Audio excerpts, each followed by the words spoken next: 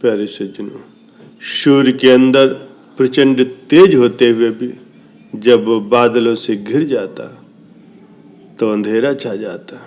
आंखों में मोतियाबिंद होने से रोशनी में भी आंखों को कुछ दिखाई नहीं देता। पारस मणि को कागज में लपेट करके लोहे की डिबिया में रखने से भी लोहा कंचन नहीं बनता। अंडे में बच्चा विद्यमान होते हुए भी वो दिखाई नहीं देता। कोहरे से आच्छादित चांदनी रात का आनंद भी किरकिरा हो जाता। ऐसा क्यों होता? ये एक झीना आवरण है जिससे उनकी शक्तियों को वो बिल्कुल विलुप्त कर देता। सूर्य के लिए बादल, आंखों के लिए मोतियाबिंद, पारस मणि के लिए कागज और अंडे का झीना आवरण, रात्रि के लिए कोहरा, ये सब उन पर चढ़े हुए आवरण है। इसी प्रकार आत्मा के लिए शरीर भी एक आवरण है जिसके कारण आत्मा का ज्ञान प्राप्त नहीं होता। आत्मा शरीर के आवरण में होने के कारण ही जीव शरीर को ही सर्वस्व मान लेता। इसी शरीर के उपभोग में ही वो व्यस्त हो जाता। लेकिन याद रहे, जीवन का वास्तविक आनंद आध्यात्मिक आनंद प्राप्त किए बिना नहीं मिलने वाला। जब तक सूर्य के सामने बादल रहेगा तब तक रोशनी नहीं मिलेगी। पारस मणि से कागज दूर करने पर ही लोहा कंचन बनेगा। इसी प्रकार आध्यात्मिक ज्ञान के बिना लक्ष्य की प्राप्ति नहीं होगी। इसका अर्थ ये नहीं है कि आत्मा शरीर के पर्दे में, तो शरीर का त्याग करके मैं आत्मज्ञानी हो जाऊंगा। इस शरीर में से ही आत्मा के दर्शन करने, केवल पर्दे हटाने हैं समस्त सांसारिक बंधनों के। रज तम और सत्य गुणों से पूरित ये शरीर इन गुणों के झीने आवरणों का उत्पादक है। इन आवरणों को दूर करना ही हमारा परम लक्ष्य होना चाहिए। अज्ञानता के अंधकार को मिटा करके भक्ति के ज्ञान रूपी प्रकाश को प्राप्त करना ही जीवन का ध्येय और वास्तविक आनंद को पाना एवं आत्म साक्षात्कार करना है। केवल कथन मात्र से ही, आनंद की धुन लगाने से ही आनंद नहीं मिलेगा। इसके समीप जाने का प्रयत्न करना चाहिए। इस स्रोत को साहस करके प्राप्त कीजिए, फिर सुखपूर्वक आनंद का भंडार लूटिए। जब कुबेर का कोष ही अपना बन गया तो भला धन की क्या कमी रही। जब कामधेनु ही द्वार पर बन जाए तो सांसारिक पदार्थों की क्या चिंता। जब भक्ति रूपी कुबेर की प्राप्ति हो जाए तो सुख शांति को पुकारने की आवश्यकता ही क्यों रही। ये सब भक्तिवान के दामन में स्वयं ही आ जाएंगे। यही भक्ति का कुबेर है। संत महापुरुषों के पास पूर्ण सद्गुरु की प्राप्ति, सत्संग अथवा रहनुमाई में चलना है जीवन का सच्चा उद्देश्य। इसी ध्येय की प्राप्ति जीवन के लिए सच्चा आनंद है। जब तक इस आनंद का पान नहीं किया जाएगा, संसार के सभी भोगों के भोग में अशांति व दुख रूप सदैव बना ही रहेगा। घोर कलयुग भी आ जाए तो क्या हुआ। जहाँ अत्यधिक अंधकार होता है वहाँ प्रकाश की टिमटिमाती छोटी सी किरण भी शीघ्र ही उजाला कर देती है। जितनी अधिक गर्मी होगी प्यास भी उतनी तीव्रता से लगेगी।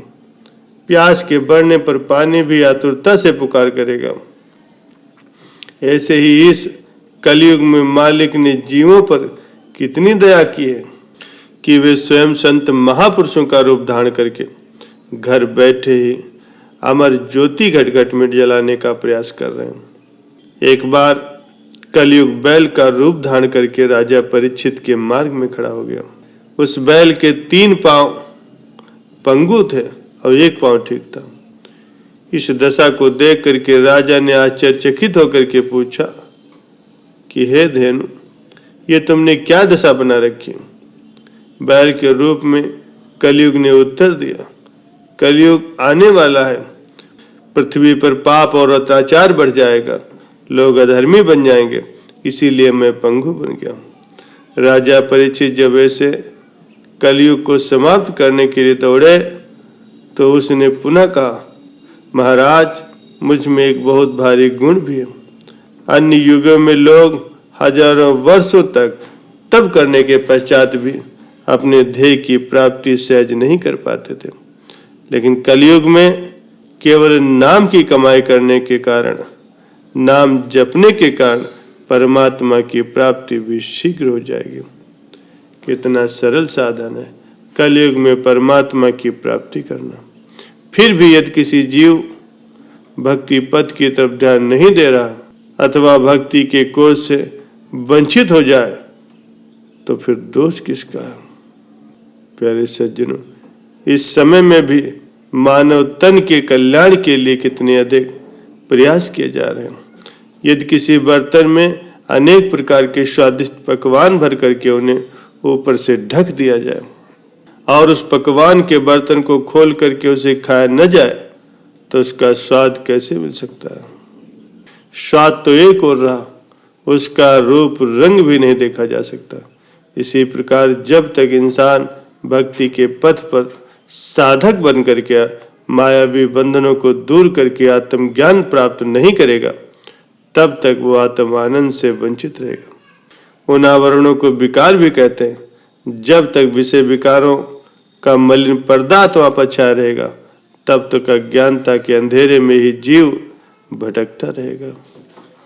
संत दादू दयाल जी महाराज जी कथन करते हैं, दादू देही माहे दो दिल, एक खाकी एक नूर, खाकी दिल सूझे नहीं, नूरी मझी हजूर।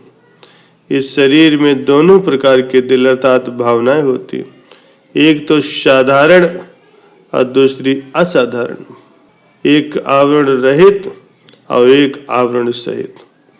जिस दिल पर मायावी पर्दे हैं उन्हें आत्मा का ज्ञान कभी नहीं होता। ये शरीर आत्मा के लिए कारण है, इंद्रियां इसकी संचालिकाएं हैं, बुद्धि ज्योति दीप है, मन वेग वायु है, संत जन पथ प्रदर्शक है। अतः शरीर में स्थित आत्मा के कल्याण के लिए इन इंद्रियों को और मन से शुभ कर्म करवा करके इन्हें विषय भोगों में लिप्त नहीं होने देना। इंद्रियों को विषयों में रोकने का नाम ही इंद्रिय दमन अथवा शम कहा गया। बुद्धि ज्ञान का दीपक लेकर के मनुष्य को विवेक के मार्ग पर ले जाना चाहती है।